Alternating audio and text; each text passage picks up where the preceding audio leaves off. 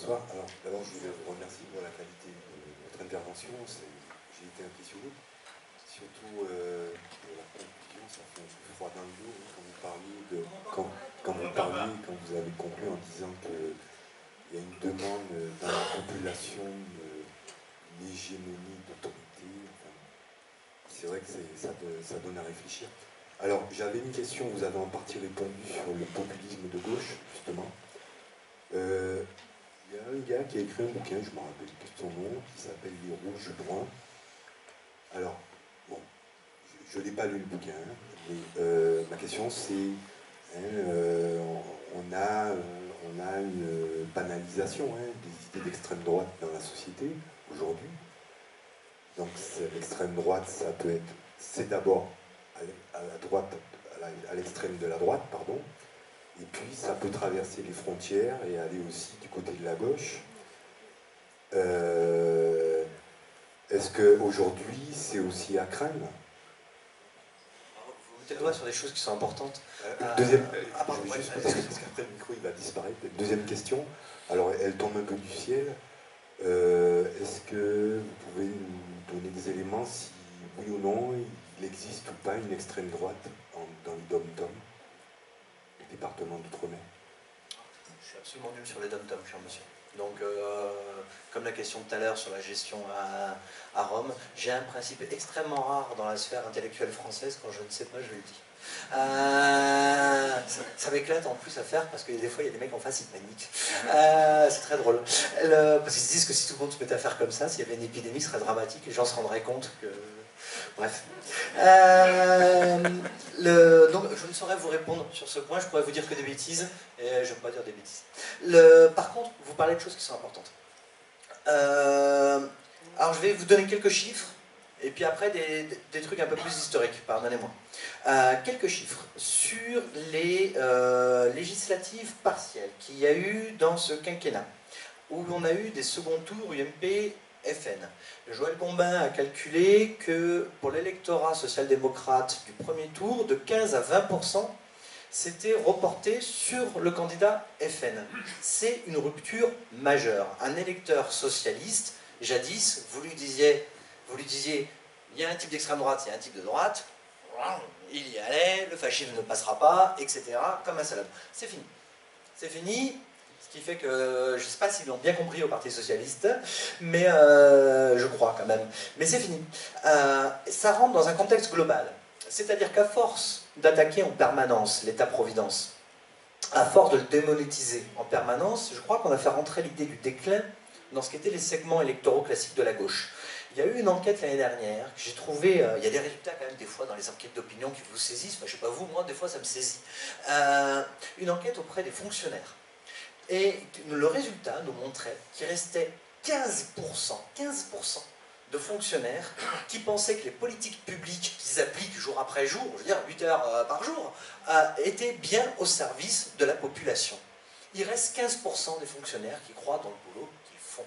Ça, c'est absolument tragique, je trouve terrifiant comme résultat d'enquête d'opinion, et ça vous montre comment cette idée permanente de l'État social qui ne marche pas, de l'État-providence qui tape boulet, etc., est arrivé à troubler profondément ce qui était les secteurs de la gauche, et cette idée du déclin de la décadence, qui était une idée profondément de droite, et surtout d'extrême droite, elle est passée dans les segments de la gauche, tant et si bien que vous avez ces 15 à 20% qui se disent bah, « je vais voter FN, parce que au moins ça fera un aiguillon antilibéral. Au moins ça dira au gouvernement de gauche qu'il ne faut pas trop de libéralisme. » On s'est retrouvé dans cette situation que vous êtes tout à l'heure, où on a des gens qui exigent plus de démocratie en votant à l'extrême droite, on se retrouve avec des gens qui essaient d'orienter à gauche le gouvernement de gauche. On s'est mis dans des situations invraisemblables. Après, est-ce que l'extrême droite, c'est l'extrême de la droite? Pas toujours, mais aujourd'hui, oui. Le discours qui dit que le Front National, un programme économique de gauche, Billevesée, baliverne. Le Front National est, comme tout parti politique, dans un biotope. Le Front National a fondé un groupe européen, au Parlement européen, avec des alliés qu'il a choisis. Personne dans cette salle, pas moi, pas vous. Il s'avère que ces alliés ont participé pour bon nombre au pouvoir, soit directement, soit un soutien sans participation. Or, qu'est-ce qu'ils ont fait? Les alliés qu'a choisi Marine Le Pen, à chaque fois qu'ils ont été au pouvoir, ça a été le cas en Autriche, au PVV, où ils soutenaient, en Hollande, où ils soutenaient sans participer, ils ont dealé dans les coalitions leur volet social contre un volet anti-immigré. Ça a été les politiques eurolibérales qui ont été appliquées de manière très claire, en particulier les politiques d'austérité, hein, de manière tout à fait claire et nette, de réduction de l'État social, en échange, dans le pacte, dans le pacte majoritaire, en échange de mesures contre l'immigration et de mesures de fierté nationale. Ce qui est logique, ce qui est rationnel, puisque la première motivation de l'électeur d'extrême droite, c'est cette question-là, je vous le disais tout à l'heure, on ne peut pas en vouloir à des gens de dire, bah, puisqu'on doit faire un échange, que je dois enlever des choses, je garde ce qui est le plus important pour moi. Bah, c'est le volet social qui est passé à chaque fois à la trappe. Donc oui, ce discours reste effectivement un discours de droite, mais le génie du Front National, c'est qu'il vous dit, je ne sais pas dans quelle situation sociale vous êtes actuellement les uns les autres, mais qu'en tous les cas, on peut sauver l'État social sans lever 1 euro d'impôt supplémentaire. Parce qu'ils vous disent, l'arrêt de l'immigration, d'après le Front National, ça ferait gagner à l'État français 70 milliards d'euros par an. Donc, alors, un chiffrage que personne d'autre que le Front National le fait, hein, mais ça veut dire, effectivement, vous pouvez dire à tout le monde, bah, vous voyez, on peut s'occuper des crèches, on peut s'occuper d'essayer de relancer de l'emploi, on peut s'occuper de sauver un site industriel, et en plus, n'ayez pas peur, les autres, on ne lèvera pas d'impôts. Il n'y a pas un autre parti politique en France qui vous dit, je peux balancer demain 70 milliards d'euros dans l'état social, dans le soutien de la demande, sans lever 1 euro d'impôt. Ça, c'est quelque chose qui est extrêmement puissant sur beaucoup de gens. C'est un argument qui est extrêmement fort. C'est les nôtres avant les autres, hein, slogan classique à l'extrême droite, et qui paraît tellement simple, tellement rationnel, tellement efficace économiquement, qu'après tout, voilà, cet argument-là, il porte tout à fait. Après, rouge-brun, juste un mot là-dessus. Rouge-brun, c'est un mot qui naît lors de l'écroulement de l'Union soviétique. On a effectivement une alliance qui est faite entre des communistes et des ultranationalistes, en particulier des néo-eurasistes qui sont influencés par Julius Evola, dont parlait monsieur en haut. C'est un moment extrêmement particulier, la décomposition d'un empire, la décomposition d'un État, ça ne dure pas longtemps. Dans ce contexte-là, ça a un sens, mais ça n'a pas de sens. S'il s'agit de dire « Monsieur Jacques Sapir est un rouge-brun », ça n'a pas de sens. Quand Jacques Sapir appelle à une alliance avec donc un parti, mais sans tenir compte, tout simplement, ça veut dire qu'il ne regarde pas ce que je viens de vous dire. Quoi. Il ne regarde pas ce que font les amis du Front National, il ne regarde pas les choses, tout simplement, c'est un mec de gauche qui vient à l'extrême droite, quoi, point barre. On a souvent tendance, effectivement, à vouloir créer des petits tirets entre les mots, parce que ça fait précieux, que c'est joli, mais sincèrement, c'est pas raisonnable. La plupart c'était aussi le problème des thèses de Sternel, c'est que tout simplement, quand il regardait tous les socialistes qui passaient à l'extrême droite, en disant mais donc l'extrême droite c'est lié à la réforme du marxisme, etc. Il dit, ah bah oui, mais ils ont tous épousé la vision de l'extrême droite, le programme de l'extrême droite. C'est tout simplement que dans la vie on a plusieurs moments, que sans doute vous n'avez pas exactement les mêmes opinions politiques, messieurs et mesdames, que quand vous aviez 20 ans. Vous évoluez tout simplement. Donc il faut se méfier beaucoup de ce genre d'étiquettes qui n'ont vraiment aucun sens. Moi j'ai regardé les mouvements rouge-brun qu'on a pu surnommer rouge-brun en France, qui se prétendaient effectivement, alors il y avait ceux de René Binet après la Seconde Guerre mondiale, qui prétendaient faire la jonction avec le titisme. Il y avait les socialistes européens des années 60 qui voulaient faire la jonction avec les anarchistes, depuis l'extrême droite radicale là aussi. Hein. René Binet c'était un ancien Waffen-SS mais qui avait été trotskiste avant. Et puis il a une vie très rigolote, René Binet. Moi j'aime beaucoup, mais ce que je veux dire, c'est un bel objet. Donc voilà, vous avez des choses comme ça régulièrement, mais quand on y regarde, les derniers, au moment du scandale de Rouge-Brun en France, qu'on appelait le scandale de Rouge-Brun des années 90 dans Nouvelle Résistance, les gars de Nouvelle Résistance disent mais on a un tiers de nos militants qui viennent de formation marxiste, hormis qu'en fait, avec le temps, quand vous discutez avec eux et quand vous regardez leurs archives internes, c'est juste qu'ils avaient raconté des blagues aux journalistes, hein, ils venaient tous de l'extrême droite. Mais s'ils avaient dit on vient tous de l'extrême droite, en Front National ils ne veulent pas de nous, on a monté un groupuscule, ça faisait aucun effet. Ils avaient monté toute une campagne de presse, ils avaient occupé la presse à 150 gars, effectivement, en créant un ramdam médiatique absolument extraordinaire, mais on ne peut pas en vouloir à des militants politiques d'être malins. C'est leur boulot. On peut dire que les idées d'extrême droite et de fascisme existent de façon embryonnaire dans toutes les sociétés. Ce qui est intéressant, c'est de noter qu'il y a des moments où il y a des adhésions qui se font à des périodes plutôt qu'à d'autres. Il est intéressant de noter que les montées d'extrême droite a existé après la crise économique de 1893, une autre après la crise de 29, et aujourd'hui avec la crise que nous traversons.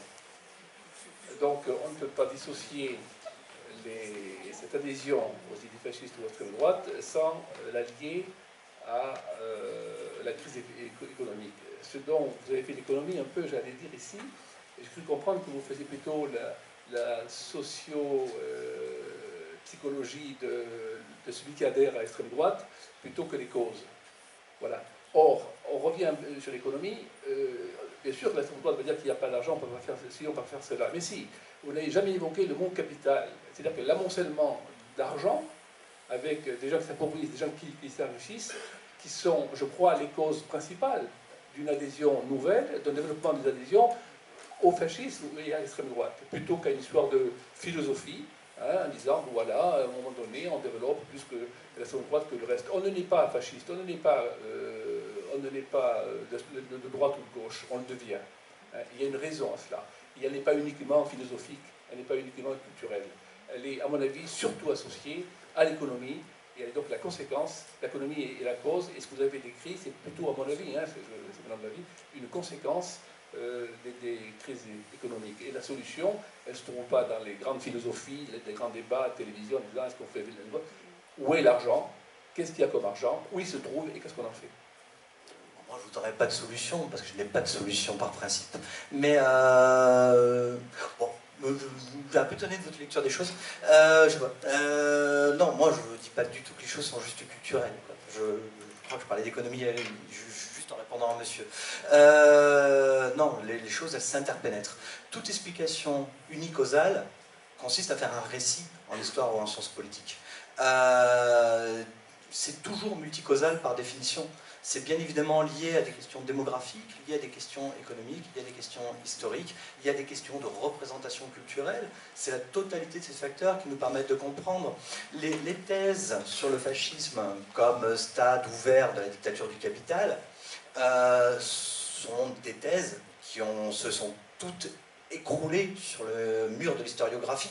Sincèrement, Dieu sait que les questions économiques sont importantes, Dieu sait que comprendre le rôle des groupes sociaux et de l'alliance interclassiste par exemple, bien évidemment le rôle des industriels dans la montée du parti nazi, etc., tout cela compte, mais toutes ces thèses-là, sincèrement, sont aujourd'hui considérées comme très courtes depuis les travaux de George Moss, de Renzo De Felice, etc. dans les années 60. On sait justement à quel point la question de l'adhésion à la représentation du monde est une question qui a été tout à fait essentielle pour comprendre la mobilisation des hommes et des femmes. Vous savez, le Parti national-socialiste d'Allemagne, c'est 8 millions de membres, c'est pas 8 millions de crétins marionnettes, c'est des gens qui militent dans un parti, qui pour bon nombre, donc, ont une certaine représentation du monde qui va avec, etc.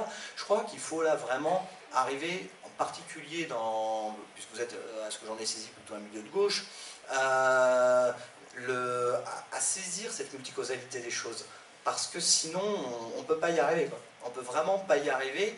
Alors qu'au contraire, les gens, les électeurs aujourd'hui, jouent sur toute la gamme. Les questions économiques, sociales, identitaires importent tout ensemble sur toutes les enquêtes d'opinion. Notre problème est qu'on a une partie des gens, dans les hommes politiques, qui veulent faire complètement disparaître les questions économiques et sociales au seul bénéfice des questions identitaires, ce qui est une stratégie qui ne marche pas, comme je expliquais tout à l'heure, entre autres, parce que ça déplace des groupes, des parties de la population.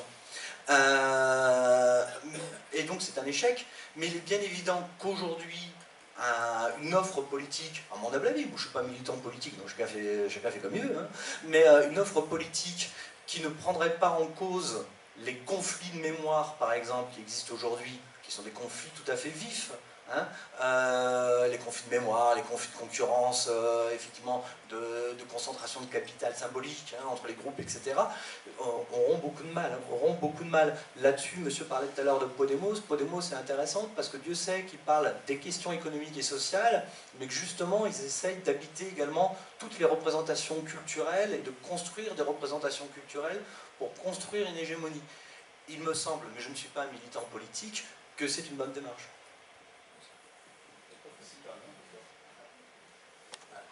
Moi, je voudrais parler des intellectuels qui, soi-disant, d'habitude, en général, sont de gauche, et cette alliance, entre guillemets, contre nature avec les thèses de l'extrême droite.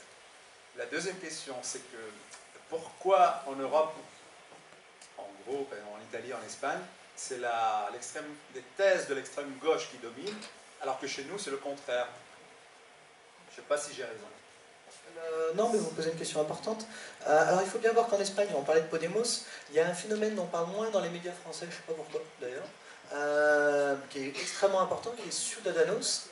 Et Ciudadanos, c'est donc le grand parti de centre-droit pro-européen qui s'est constitué et qui aujourd'hui mange de grandes parts de marché au Parti populaire. Alors en gros, Ciudadanos, c'est une droite qui se veut alors, tout à fait moderne déjà dans son style, tout à fait pro-européenne et tout à fait vertueuse, hein, avec une obsession de la lutte contre la corruption, de la transparence de la vie politique, la rénovation des institutions, etc. Il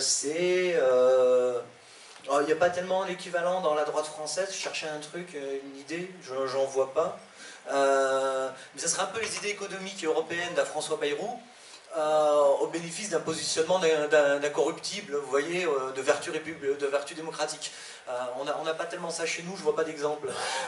Donc il y a le phénomène Ciudadanos, c'est-à-dire qu'on a deux renouvellements dans la vie politique espagnole, un renouvellement à gauche avec Podemos, un renouvellement à droite avec Ciudadanos, et des mouvements qui se font. Le Partido Popular ne bouge pas beaucoup, le PSOE est secoué manifestement de plus de débats. Donc le système espagnol est en train de se débloquer, alors que le système français, effectivement, j'en suis bien d'accord avec vous, n'a pas l'air d'y arriver beaucoup. Là-dedans, on revient à la question institutionnelle. Je crois qu'un système à deux tours, c'est extrêmement complexe pour faire bouger les choses, et que celui qui est parti depuis plus longtemps a la chance. Et comme en plus, vous avez entendu comme moi depuis quelques semaines, que ce que fait le Front National systématiquement, c'est de dire tous les problèmes que nous avons posés, que nous avons prophétisés depuis des décennies, hein, la question de la présence de l'islam, la question du terrorisme, de l'immigration, des vagues migratoires qui allaient déferler sur l'Europe, se sont réalisées. Nous avions raison, nous avons posé le bon diagnostic. C'est aujourd'hui ce qu'ils disent et répètent. Bon, en fait, si vous voulez, moi je vous sors 30 000 promesses d'apocalypse avec les chars soviétiques qui vont débarquer à Paris, hein, mais c'est de bonne guerre. C'est normal que les types disent « nous l'avons prévu, nos diagnostics sont avalisés ». Et on voit bien qu'il y a une partie de l'opinion là-dessus. Toutes les dernières enquêtes qui ont été faites ces derniers mois, après l'attentat de Nice, après l'attentat du Bataclan, ont montré sur les entretiens, c'est pas moi qui ai fait ça, c'est un camarade donc de l'IFOP que je citais tout à l'heure, ont montré qu'effectivement les gens sont très réceptifs à ce thème-là. De dire ceux qui nous avaient prédit que ces histoires d'immigration, d'islam, ça finirait dans le sang, c'était eux. Et là-dessus, ils ont manifestement plusieurs longueurs d'avance dans la représentation des gens. Et ça, c'est un point d'importance. Après, sur le rôle des intellectuels dans les questions de la droitisation, je ne sais pas, je me suis toujours demandé si les intellectuels avaient une importance quelconque, je vous avoue. Bien sûr, ils normalisent. Bien évidemment, quand vous entendez Zemmour qui vous explique qu'il faut renvoyer les musulmans en musulmanie, je ne sais pas trop. Mais bon, bien évidemment, pour quelqu'un, ça normalise les choses. Est-ce que le fait de son intellectuel participe plus? Je ne sais pas. Je vais vous prendre un exemple tout bête. Regardez, en 1991, c'est l'année où Jacques Chirac sort le bruit de l'odeur. C'est l'année où Gérard Longuet dit qu'il faudrait réserver un certain nombre de minima sociaux aux Français, appliquer la préférence nationale sur un certain nombre de choses.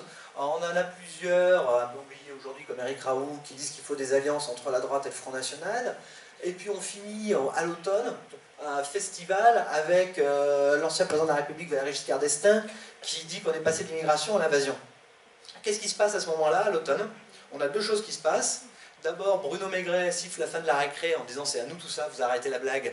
Il dit « Valéry Giscard d'Estaing n'a encore rien compris, vous avez encore un train de retard, on n'en est plus à l'invasion, on en est à la colonisation ». Donc on monte dans les champs sémantiques en proposant aux autres de monter, et ils n'osent pas monter autant, je veux dire, ils se couchent, ils font tapis.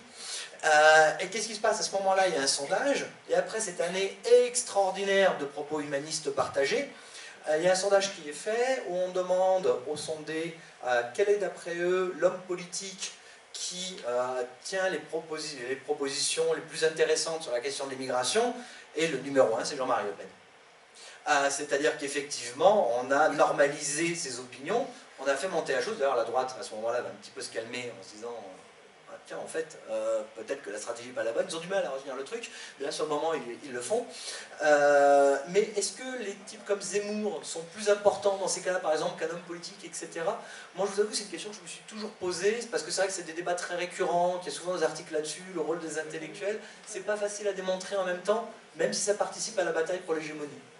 Non, mais je parle de le film qui a fait Détroit, au cinéma Max Gallo, par exemple. C'est plus important que Zemmour. Ah oui, parce que Zemmour. Oui, bon, je pense que c'est le type médiatique connu. Je vous remercie d'écouter ce soir. Moi, je suis un petit artiste amateur, oui, chanteur, danseur, poète, écrivain, un amateur. Seulement, lorsque j'écris, lorsque j'explique les choses, je veux, si vous voulez, expliquer les valeurs humaines, le respect, vous voyez, le bonheur. Et ce soir, j'ai eu du mal vraiment à comprendre. Tout ce qui ça a été dit, c'était pour moi très complexe. Mais par contre, personnellement, je considère qu'à partir de 89, vous voyez, l'économie de marché, elle fonctionne à fond. C'est-à-dire deux principes. Le progrès dans le sens du profit et les médias puissants au service de la finance, exclusivement de la finance. C'est-à-dire qu'ils rendent tous les gens abrutis. Je ne leur en veux pas, malheureusement, ils sont puissants, vous voyez. La France a rejoint l'Europe. Et alors, c'est en France on a de meilleures conditions sociales pour vivre, grâce à la résistance, bien sûr, et en 68, puisqu'on n'est pas les 68. Et bien maintenant, qu'est-ce qui va se passer au présidentiel? Je vous le dis de suite, ce qui va se passer. Et aussi aux législatives, je vais vous dire aussi ce qui va se passer. La gauche, elle compte comme 7 ou 8 tout. Vous savez, le terme niçois, ça veut dire 7 ou 8 rien du tout. Pourquoi? Parce que les médias, vous voyez, ils ne parlent plus du parti politique, ils s'appellent le Parti communiste français. Ils ne parlent plus. Ou alors, on en parle pour démolir. Et ils ont raison, bien sûr, pour la finance. Alors, qu'est-ce qu'ils recherchent? Ils recherchent qu'en France, vous voyez, c'est en France qu'on fait le moins de profit pour les grandes sociétés. Alors, pour les supprimer, c'est simple. Tous les partis politiques, puisque depuis Mitterrand jusqu'à Hollande, maintenant, ils sont visés à droite, au présidentiel, on a peu de chance, nous, à cause de passer, c'est sûr. Alors, le candidat présidentiel et aux législatives, tous les autres candidats, ils vont tout faire pour appliquer la politique, la citation de Sarkozy, les services publics n'ont plus lieu d'être. Parce que moi aussi, je fais partie du service public, vous voyez. Alors, ils vont déshabiller Pierre pour habiller Paul.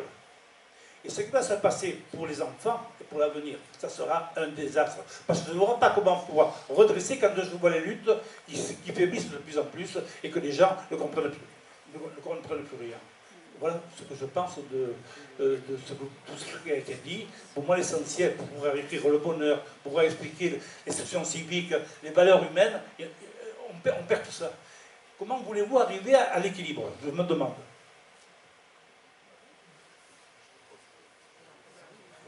Vous écoutez, moi je crois pas que j'ai un truc à répondre. Vous avez un propos tout à fait fort, mais clair, je crois pas. Voilà. D'autres questions? Oui, un complément par rapport à votre réponse à ma question. Là. Vous avez fait une corrélation entre on va dire l'axe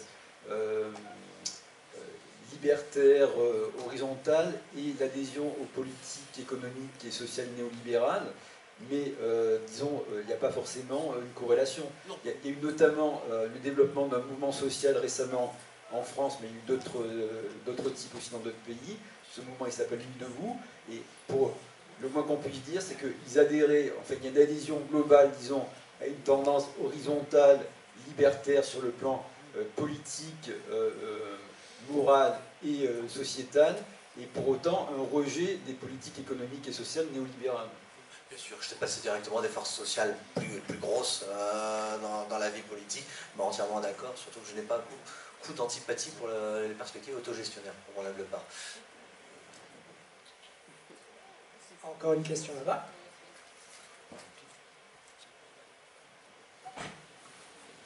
Merci. Alors, je ne sais pas trop comment dire. La gauche, il y a 100 ans environ, c'est-à-dire, s'il faisait son succès, c'est, en gros, elle bouffait du curé. Alors, qu'est-ce qui ne fait pas le succès du Front National, c'est qu'il bouffe de l'imam. Alors, je ne sais pas, c'est simplement une remarque, hein, mais ça a l'air de, je veux dire, en France, ça a l'air de fonctionner, quoi, toujours la réactivité contre le monothéisme. Mais là, vous savez, c'est quelque chose qui est vraiment intéressant, plus historiquement. Parce que tout à l'heure, on parlait des fascismes. Les fascistes, dans tous les autres pays que la France, vomissent évidemment la Révolution française à n'en plus pouvoir, en considérant que c'est un phénomène monstrueux. Et en France, les fascistes, et proclamés comme tels, je veux dire Georges Valois, Marcel Déat, pas en étendant le truc, au contraire, se référaient à la Révolution française, disaient qu'elle avait été trahie ensuite par la bourgeoisie, et que la révolution fasciste devait être la seconde révolution française qui finirait le travail. Et par exemple, dans la revue des Waffen-SS francophones, Marcel Déat fait un papier, alors il avait déjà fait des papiers pour expliquer que le père du totalitarisme c'était Jean-Jacques Rousseau, et puis en plus c'est pas con, hein, je veux dire, il a des analyses, il est pas bête Déat, c'est un type qui est normalien, etc. Il sait tenir la plume. Et il fait un propos comme ça dans la revue des Waffen-SS francophones, où il explique que les soldats de l'an 2 de la Révolution française, c'est la matrice de la Waffen-SS européenne, hein, d'après 1942. Donc on a une extrême droite qui est très particulière dans son référent à la République. On oublie souvent aussi que le maréchal Pétain, quand il reçoit les pleins pouvoirs, doit rédiger une constitution qui doit être approuvée par référendum, puis être appliquée par 2 assemblées, une constitution de la République, qui évidemment, il s'assoit dessus, c'est Vichy, mais qui continue régulièrement à écrire, outre les actes constitutionnels qu'il fait, il fait des petites tentatives de rédaction d'une constitution, et la dernière qu'il fait, et qu'il laisse dans un tiroir, hein, elle réinstaure la République, il laisse tomber. Lui-même s'avoue que le référent est trop fort. Et c'est quelque chose qui est vraiment intéressant parce que dans les années 70 et aux années 80, du côté du Club de l'Horloge, qui était un groupe d'intellectuels, ça joint avec monsieur, on trouvait Jean-Yves Le Gallou, qui anime aujourd'hui le site Polémia, qui est très actif sur Internet et sur les réseaux sociaux. On y trouvait Bruno Maigret, Yvan Blot, Henri Lesquen, si vous suivez sur Twitter. Bref, un certain nombre de gens qui étaient des technocrates, qui étaient des gens avec un vrai capital culturel. Et eux, leur idée, c'est la question du référent républicain doit être totalement assumée. Et ce qu'il dit, c'est nous sommes les nouveaux républicains. Il faut supprimer le mot droite et dire républicain, supprimer le mot gauche, dire les socialistes, hein, mais opposer les républicains aux socialistes. Et il faut investir Marianne, il y a des notes qu'ils font, où ils expliquent ça dans un séminaire à différents élus des droites et des extrêmes droites, ils disent il faut que vous citiez Robespierre, Danton, etc. Surtout, vous rangez tous vos trucs. Alors c'est extraordinaire, parce qu'on a là-dedans des gens qui sont des obsédés de la race blanche également, etc., dont le cœur n'est pas du tout là-bas, qui viennent totalement de l'extrême droite radicale, mais qui sont des gens tout à fait intelligents, hein, et qui constatent que sur cette question-là, que la question de l'hégémonie républicaine, elle est actée dans la population française, et que la question n'est donc pas d'aller la discuter, la question est de l'investir. Et parmi les gens intelligents qu'on a comme ça, qui viennent de l'extrême droite radicale, vous avez Timmermans, qui est secrétaire général adjoint du Front National au début des années 90, qui, dans un document interne, demande aux militants du FN d'aller voir les enseignants en leur disant, parlez laïcité, tchador, etc., parlez de ces thèmes-là. En leur disant, alors les militants n'ont pas été capables de bien appliquer la consigne, mais Timmermans, dès le début des années 90, lui comprend, et juste après la première affaire du voile, vous vous souvenez, en 89, dans un collège à Créteil, si ma mémoire est bonne, si je me trompe, que quelqu'un me corrige, c'est ça, Créteil. Timmermans le comprend d'emblée, lui. Il comprend d'emblée, il dit là, il y a quelque chose à jouer autour de l'islam, avec la laïcité, avec la République.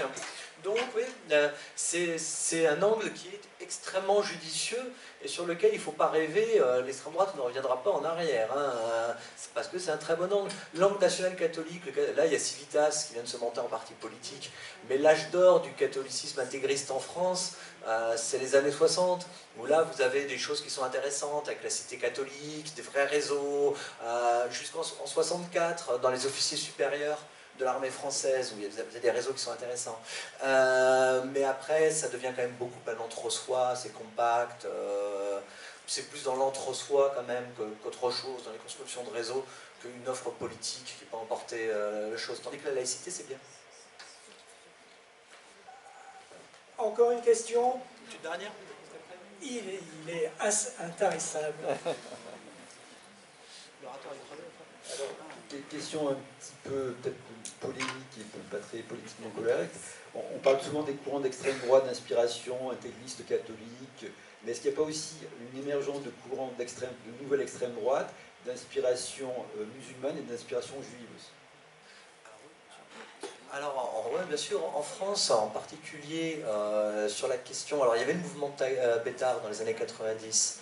Après l'explosion des violences antisémites des années 99 et 2000, c'est pas, comme c'est souvent été dit par la presse, l'explosion de violences antisémites, qui est tout à fait constatée par les statistiques de police, ne date pas de 2000 et n'est donc pas liée à la seconde intifada, comme ça a été beaucoup dit dans la presse.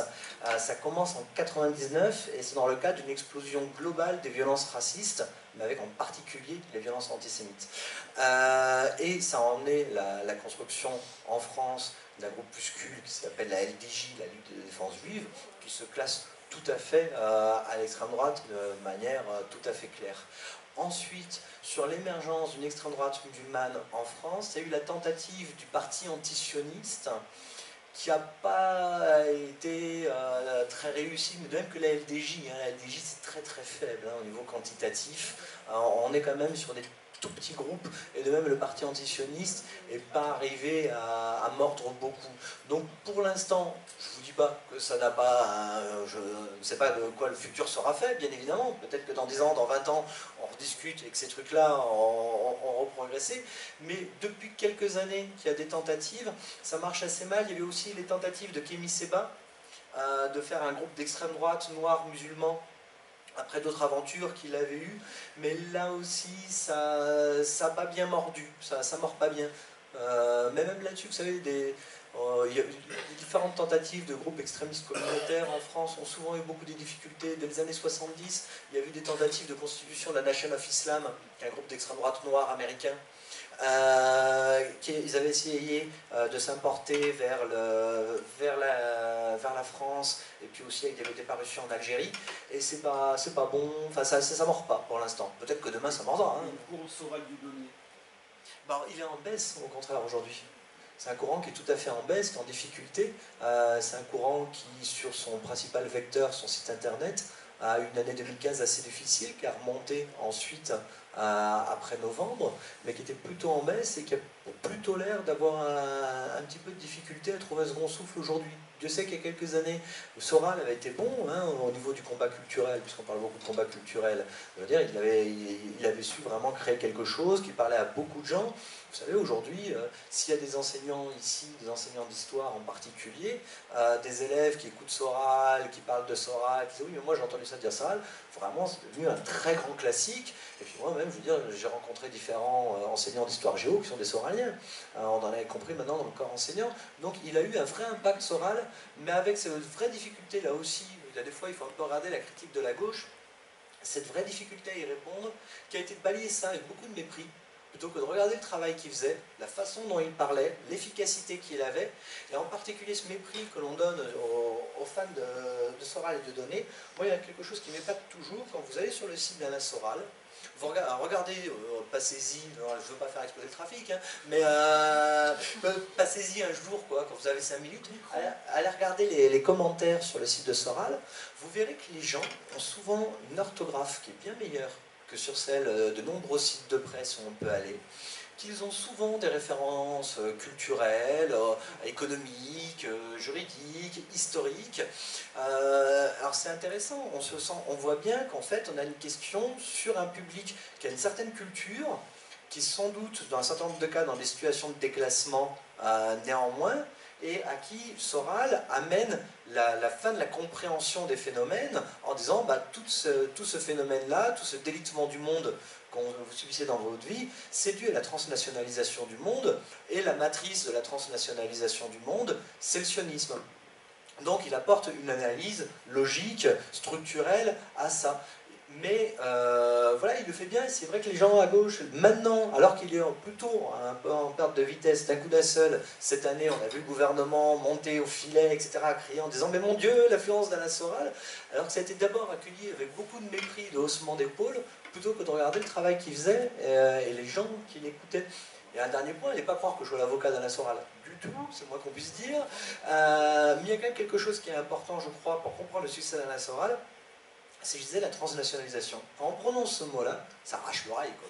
C'est moche, tellement on ne l'utilise pas. Or, pourtant, on sait très bien que, justement, depuis 1945, un des grands phénomènes structurels importants, c'est la transnationalisation. C'est le développement, effectivement, des agences mondialisées, etc. C'est les phénomènes transnationaux, tant au niveau culturel qu'au niveau économique. Eric Hobsbawm, il écrivait au début des années 90 que, quelque part, le monde était en train de ressembler, en fait, au système marchand du Moyen-Âge, avec les villes comme ça reliées, vous savez, comme vous avez Paris, New York, Tokyo, etc. Qu'on retrouvait cette espèce d'économie du Moyen-Âge, d'économie par circuit de ville.